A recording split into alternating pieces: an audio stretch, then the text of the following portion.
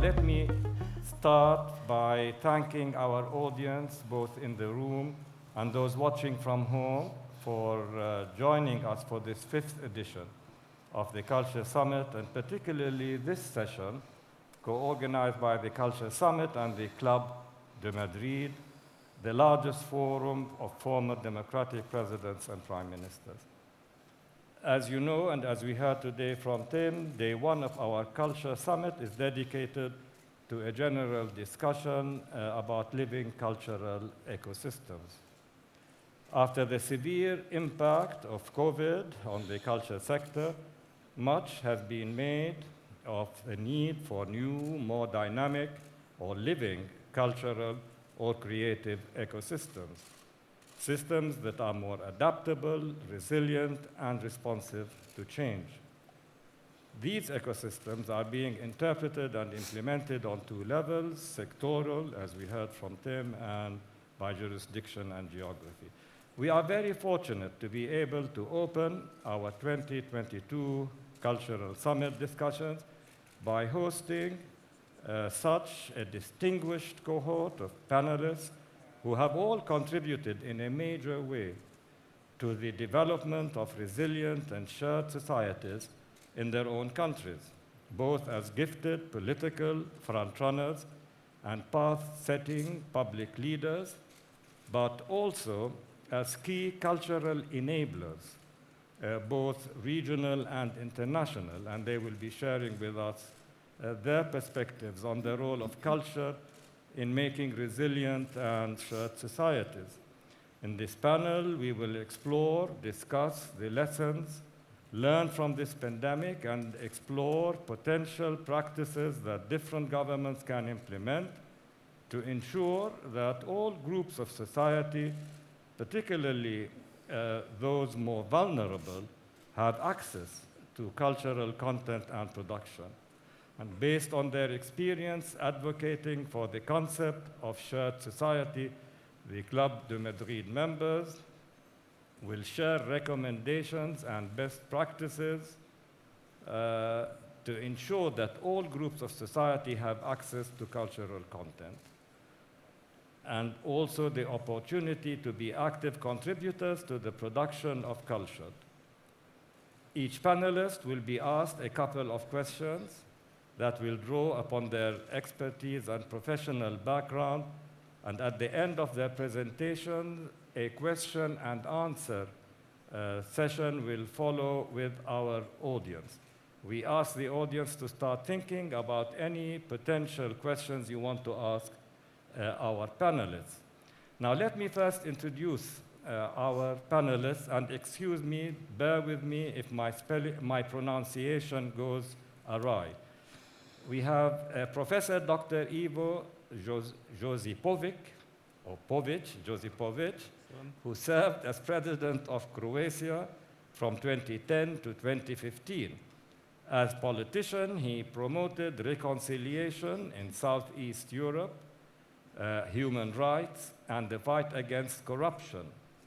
Prior to his election as president, he was a member of the Croatian parliament, a professor of law at Zagreb University, and a teacher at the Zagreb Music Academy. He has published several books and more than 80 scholarly papers. He continues to teach law and harmony and pursues his accomplished career as the director of the Contemporary Music Biennale Zagreb and the Secretary General of the Croatian Composers Union. He has received prestigious international awards for his work in the field of human rights and art.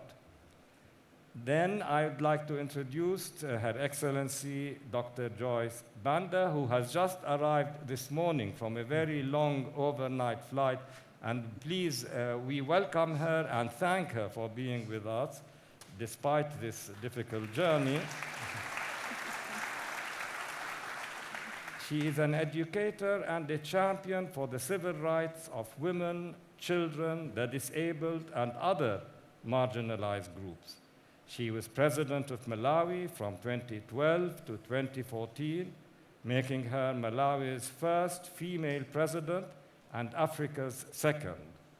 She also served as the Minister of Foreign Affairs from 2006 to 2009, and as Vice President of Malawi from 2009 to 2012. She has founded and directed various businesses and organizations, including the Joyce Banda Foundation, an organization dedicated to rural development and improving the lives of women and children, a recipient of more than 15 international accolades, including the Hunger Project Africa Prize for Leadership for the Sustainable End of Hunger.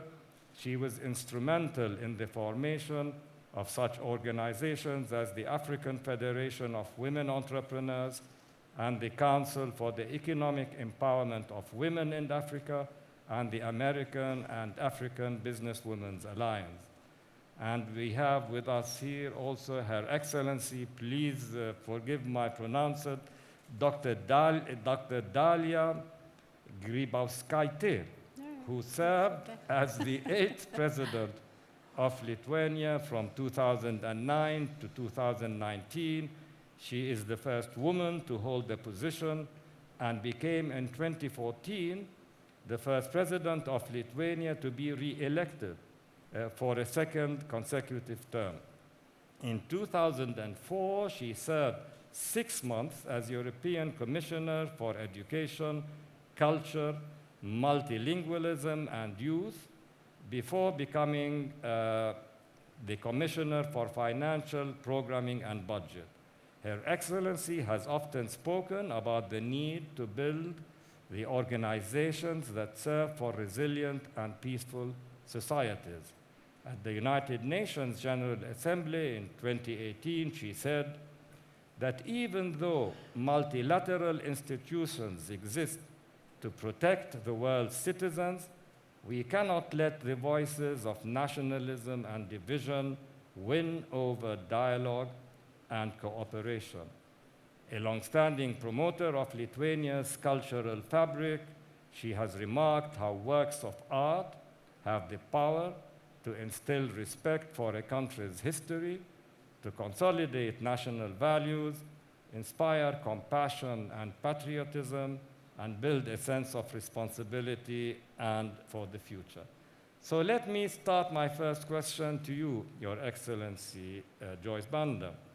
Now, as the first woman president of Malawi, you also served as Minister for Gender and Child Welfare, and we know that in October 2021, Malawi reopened its schools after 5 months closure, and during this period, and despite all the efforts, many children were unable to participate in the radio and digital online education available because of a lack of radios in their homes or other digital devices. So my first question would be, what multilateral and national measures do you think we can be implemented to ensure children have access to digital culture and education? So over to you, Your Excellency.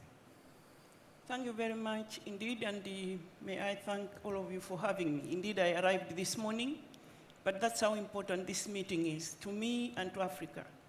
First, I must say that the challenges that we talk about regarding COVID-19 pandemic are real.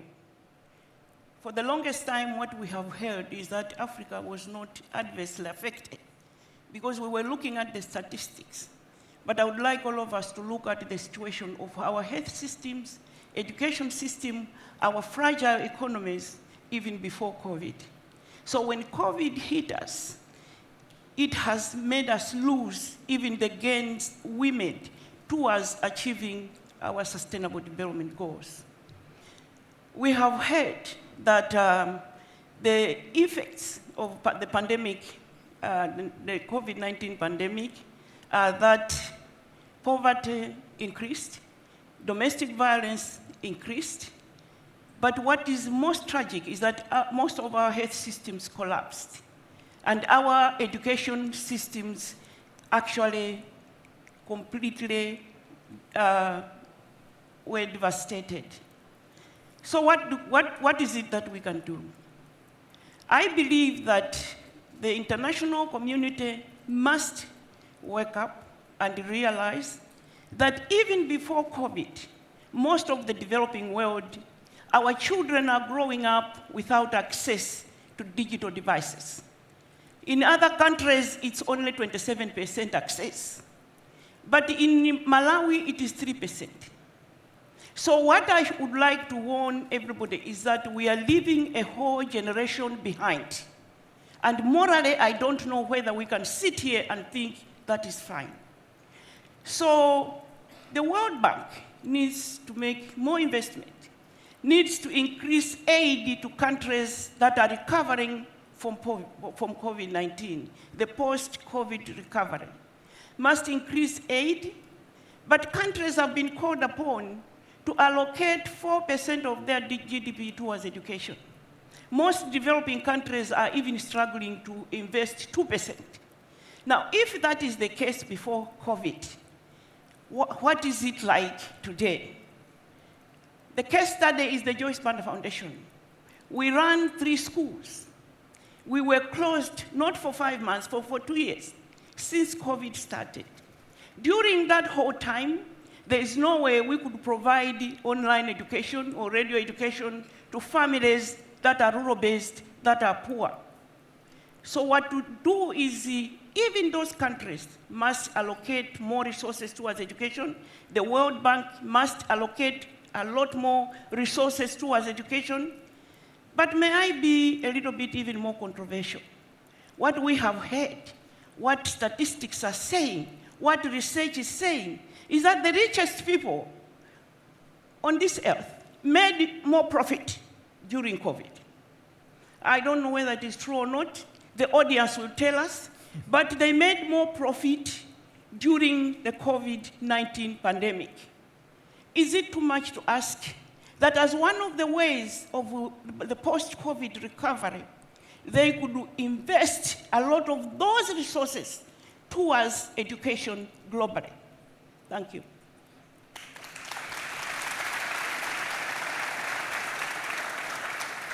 Thank you very much, Your Excellency. Can I follow up with a question on cultural diplomacy? You have always promoted cultural diplomacy and advocated it.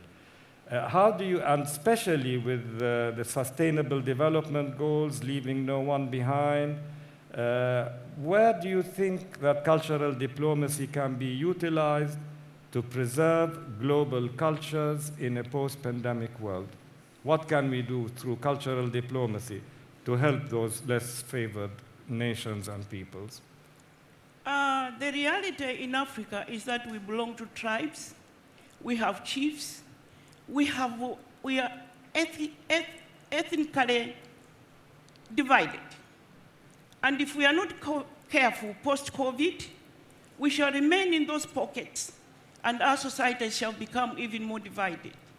As I left Malawi yesterday, there was what they are calling the Unity Day, where the president has brought together all those different tribes together. And through music and dance and culture, bring the tribes together and begin to rebuild our tattered economy, our society that has been adversely affected by COVID-19. I am of the view that we should pay more attention to the fact that we cannot deny that our cultural activities and societies were affected by COVID, and what we must do is to find ways of bringing our nations together. The reality of Africa is that our boundaries are not even made by us, they were imposed by us. So you find that a house has a bedroom in Mozambique and a sitting room in Malawi, and equally on the Zambian border as well. What is it that we can do as nations to get together and work together? Another reality that I found during the COVID-19 pandemic is that while other parts of the world were in lockdown and it worked, people stayed at home. After all, they have all the digital devices to continue to work and communicate. In Africa, communities couldn't survive with lockdown. So they broke the law. In fact, in Malawi, they went to court to say there's no way I'm going to sit at home when every day I wake up and go into the market and hustle, and whatever I make that day is what feeds my family. The choice is between me sitting at home and or obeying the law. So in fact, they won the case. So in Malawi, we didn't even observe any lockdown, nothing. What we must find out, maybe this meeting will discuss that, is why did even domestic violence increase during the pandemic? Why is it that me and my husband are not allowed to go out because there's lockdown, and then he turns on me and slices me up and puts me in trash bags and kills me or beats me up? What is it? What is it? Is it mental issues that were not dealt with? What is it that we must do as a global community? And what is it that we must do to use culture to heal our nations, our societies, and bring us together again as a global family? Beautifully said, Your Excellency. Thank you very much. Next, I would like to ask my question to Her Excellency Dalia Grybauskaitė. Since your time as EU Commissioner for Education and Culture in 2004, the way new generations learn have changed remarkably over the last decade. More digital tools and resources available. So my question is, do you think or believe that governments have positively been impacted by the pandemic in terms of investment in digital education? The pandemic was a challenge, but it was also a possibility. And the European Union used this possibility very wisely. Already in 21 and 27, we created action plan for digital education for European Union in general, and a lot of resources have been given. Plus, we all agreed together, collectively, on a recovery fund. It was 750 billion recovery plan, and up to 10% of it goes for education. And practically, pandemic showed that without digitalization of all society, including culture and education, we are not able to survive. And all countries adapted very fast for digitalization in all areas of activity, including their education. And statistics showed that even before pandemic, only about 60% of Europeans used digital access for education. After pandemic, 95%. So in reality, such crises, if they used properly, giving great path and great chance for improvement, and very fast. Some kind of, if it will be peaceful times, there will be no such fast revolution in digitalization and digital access for the people. So from this point of view, our region, European Union, was successfully tackling these problems, and we helped ourselves to solve partly what you mentioned, mental and psychological problems, because all arts have been accessible via digital possibilities and tools. Their museums became viral. Their concerts became viral. People, and you know very well, were giving free of charge concerts, singing together collectively. This was helping us to keep the mood and not to be very much closed from each other, even virtually. And now then we're talking about the future of digital education. Now we are talking about not only digital education as a mixture, but we're also talking about using artificial intelligence and virtual education. So we're even stepping up forward from the digital up to the virtual. And I think that, of course, we're not able to be happy about crises, but if they're giving and pushing for good, I think, and if we're able to use, at least regionally, it's very much still regionally in European Union, as African Union can do also, I think at least such kind of outcome is quite positive from all bad things happened during the pandemic. Thank you very much, Your Excellency. Now, can I have, and I'm sorry for those sitting behind us, we cannot look at you, but I think we can see you or you can see us on the screen.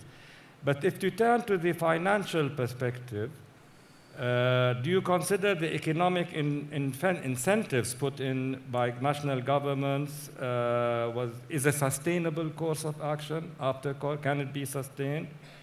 Can it be improved? Are they being what we have been doing for digital technologies? Can we continue to guarantee a positive continuation? Are there any current examples you feel we can follow in this way? You told us what you did in the European Commission, but also generally. Generally, all European countries were creating the baskets of tools how to manage going through the lockdowns and through the pandemic. Each country, we had no general one tool, but every country was allowed to have a basket of tools. And we have perfect examples with each country, and including my country, your country. Everyone had the postponement, for example, of tickets if you're not able to attend the event during the closures. You had a lot of compensatory mechanisms for the artists, for the teachers, because of lockdowns. So each country created its own, but we looked through this recovery fund, which was only this spring adopted by European Commission from each member states, and it's up to 10% of recovery fund was devoted for the education and culture. This is very a lot, because a few years ago, before pandemic, even 2% was a dream. Then later it became 7%, and now it's about 10%, because everybody realized that after pandemic, that art communication was so important to keep the society together, to keep society out from the streets and social unrest. And that art is, during the crisis, you mainly survive, not losing your mind and not losing relations between society and people, mainly via art, via artificial and via digital communication. So, and as I said, it was a great push for us to understand, to invest, and I'm very happy to see 10%. It's now the 500 billions are confirmed, and up to 10% is go to the education and arts. It will be from 21 and 27 during this period of time. So really, from the European budget point of view and national budget point of view, it's quite a lot, because usually it is a lot less was devoted. So, and perfect example in each country with the compensatory schemes were very creative, very interesting, and I think we passed this period already. We are not going anymore to the closures, no matter what, no matter how pandemic will be wide. I think we, at least in Europe, think that we little bit overclosed too much our societies. Now we are ready to go through any quantity of COVID if it will arrive, but not too close, because it's just not financially only expensive. It's expensive socially, because we're losing not only financial resources, but we're losing the mood, trust, hopes, altogether, and it's very damaging to society. So I think we will not be able, we will not repeat anymore such kind of rigidity in our approach, and we will be, most of our governments understood that we need to pay more attention for the social relations, mood of our society, human rights even, because with closures we little bit sometimes overstepped even human rights, suppressing some rights. Now we will try not to repeat these mistakes, and I think it's good lessons from these 2-3 years. Thank you very much, Your Excellency.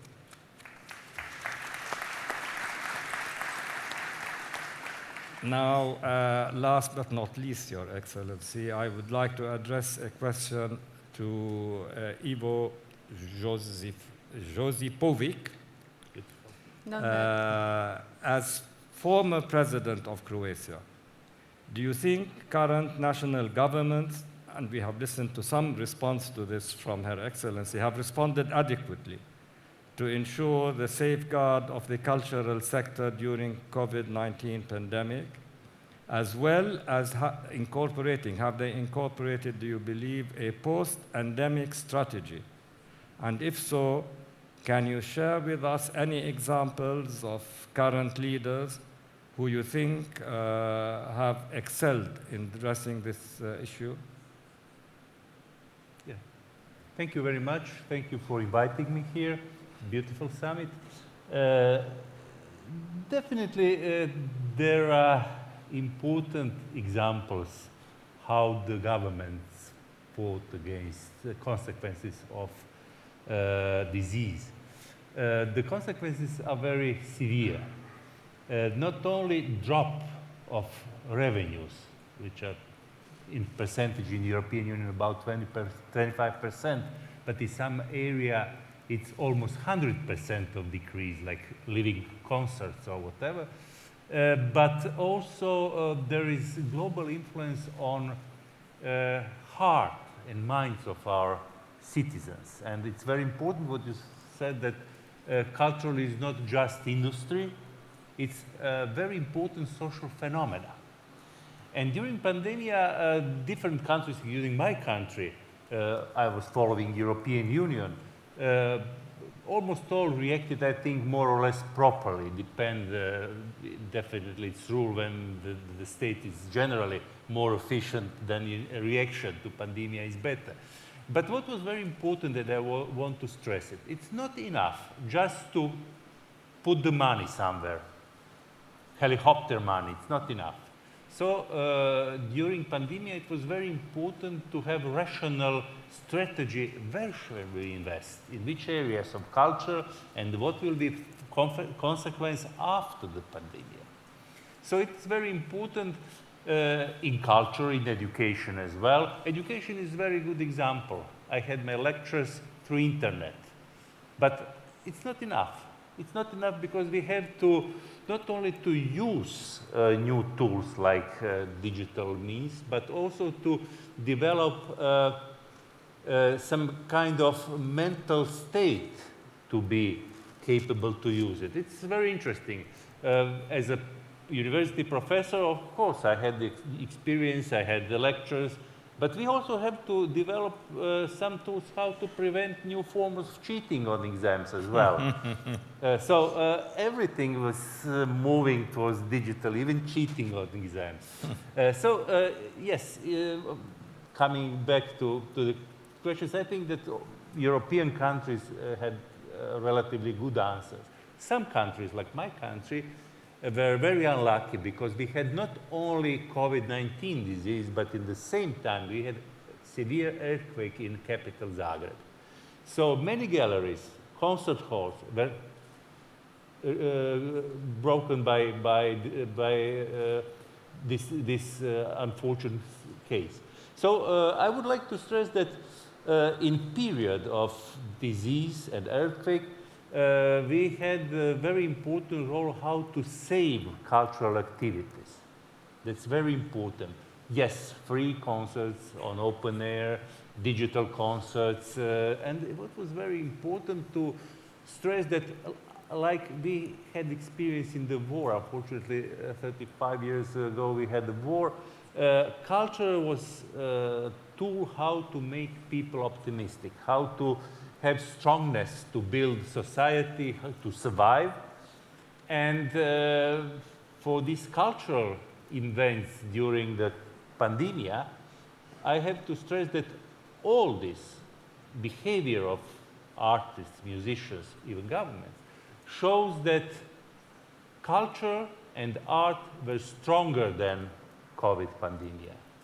And that's very important because culture is our soul. That means human culture, human beings are, even in the most critical cases, stronger than problems we are facing with. For some areas of culture, the consequences of disease were very, very important, very severe. I was victim as well. I had opera, I commissioned opera, and it failed. Now I hope it will be next year. Many concerts were cancelled. Revenues from copyright and neighboring rights were cut to half, almost to half. And it was really very important, what was essential part of this question, to government to motivate cultural activities to go on. And in most European countries, it was, I think, relatively successful. Of course, there are artists not always satisfied 100%, but I think most of artists appreciate what was done in Frame's European Union and our national states. Would you say that any governments or leaders did particularly well on this? Do you know of examples, Your Excellency? I think the crucial role were a role of ministers of culture in particular countries. But it was also very important to advocate publicly what is needed by arts and culture. And I think it will be unfair probably to say that someone in the European frames was especially successful. But I think it was common effort, and that's very important. It was, I think, one of rare areas in which European Union was really all together. Also, what I would like to stress, during pandemic, of course, it was visible that live activities like concerts, exhibitions were cut, and digital were rising. Also, remunerations for authors and neighboring rights from digital platforms were rising, but not proportionally. What does it mean? That digital platforms were beneficiary of COVID situation, and I agree that all those who were benefiting from pandemia should contribute, but I'm not optimistic that they're going to do it voluntarily. So it's up to governments, to European Union, to be more pleased by artists, not by Google or Microsoft, sorry. Because even last European Convention on Digital Rights were some kind of compromise, not always lucky for artists, you know. So let's, as a government, let's do whatever we can to motivate culture to develop, not big digital platforms that have enough money. Yes, Your Excellency. Can I add very shortly? We're very much emphasizing government, monies. But what I saw in society during the pandemic, social organization, social activity from the bottom. And there was so many initiatives that government was only running after this initiative, trying to pay and help. But in reality, people were uniting. They were providing help virtually to the society. Even I have an example of my own. I was asked by civil society to participate in virtual lessons for the kids, answering some difficult questions or different, and you know, in the form of education of small kids. And I participated because this initiative came not from ministry, not from the up, but from the bottom. And this from the bottom initiatives were very attractive. People liked them very much. And they themselves felt ownership of this communication with each other. So I think society opened up. It was helped by financial assistance from Europe and governments, but societies opened up and extended the help to each other. Yeah. Please, yes, go ahead. So incidentally, please comment on one another and introduce. All three of us were part of government in broader sense. And we know that governments react only in our democratic society, only if they are pushed enough. So that's part of the story. And I have to stress that in almost all countries of Europe, professional organizations of artists had a crucial role. But unlike in some other situations, governments didn't stay mute on these initiatives, and that's very important. So I think I'm double-faced. From one side, I'm politician, or I was politician. From the other side, I'm artist, and being also a member of this organization. This is what I wanted to ask you, Your Excellency, as my follow-up questions. As a musician, and we know that musicians and composers and people who go to concerts suffered most, and this also touches my heart. So what should be done for this particular sector? Because they suffered the most, I believe. Yeah, definitely. Definitely. What should be done more for them? Definitely, there was some financial help from government, and it's okay. But it was very important to develop alternative stages for musicians. That means possibility to record, to be online with performances, to be visible. It's a good example of Berlin Philharmonic Orchestra. They offered free concerts online. That was beautiful, but of course it was helped by public money. It's definitely necessary. So now it looks that we are going in a better period. Yes, COVID is somewhere around us, but it's not so big disaster as it was a year and a half ago. And I hope that little by little we are going to come to normal situation, accepting good experiences we have. We have some good experiences from disease, and we have to learn from disease, yes. Incidentally, I must ask my organizers, I'm supposed to have a clock over there, I believe, to tell me about the time management. Could somebody show me, because I cannot quite see it. We have 5 minutes. So let me ask, if you have 5 minutes, if I may, let me ask if there are any questions from the audience for our panelists.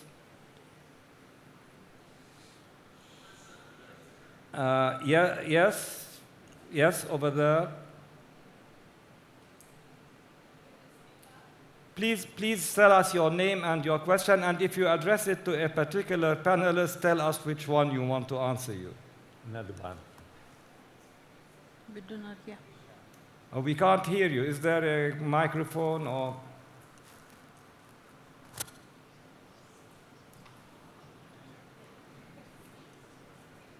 Then come forward. I think we will have time for only one question anyway, because we're running down.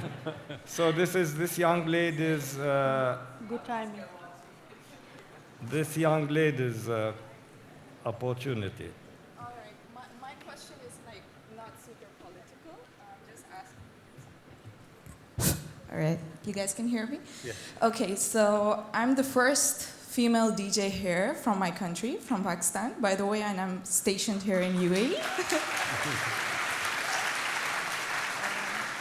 My question would be for Her Excellency, Madam Joyce, that being the first representative of Malawi, how was your experience like? Like, this question is generally for all the women out there.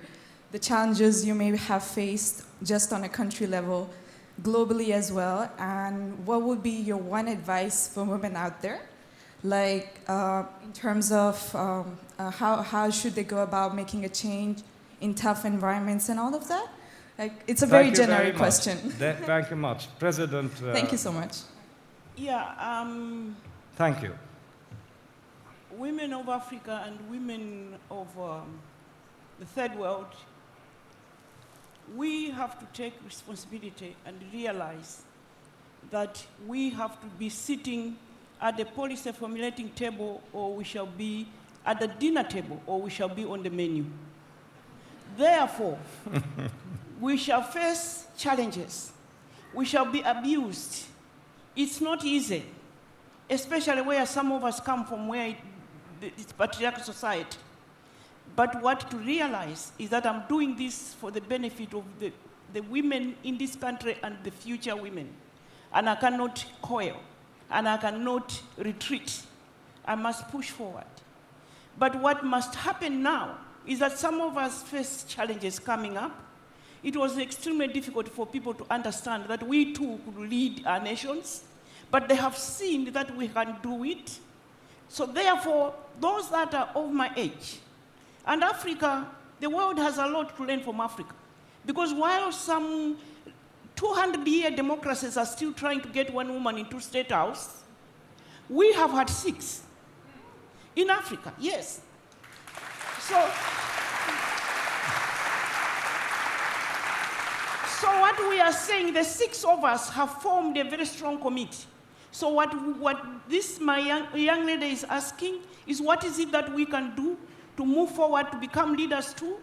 I want to call upon us that it is our moral obligation those of us that are of my age, to provide our shoulder for those that are coming up, hold their hand so that they can become leaders too. It's our moral obligation. We have to keep fighting because, as President Nyerere said, no country shall move forward when they leave half of their human resource behind. So we need to be in the process too. We need to be leaders too. The challenges will be there. But you know what? Our gentlemen realize that we are the majority. And they also know that we brought the other half into this world. So Thank they you have very accepted.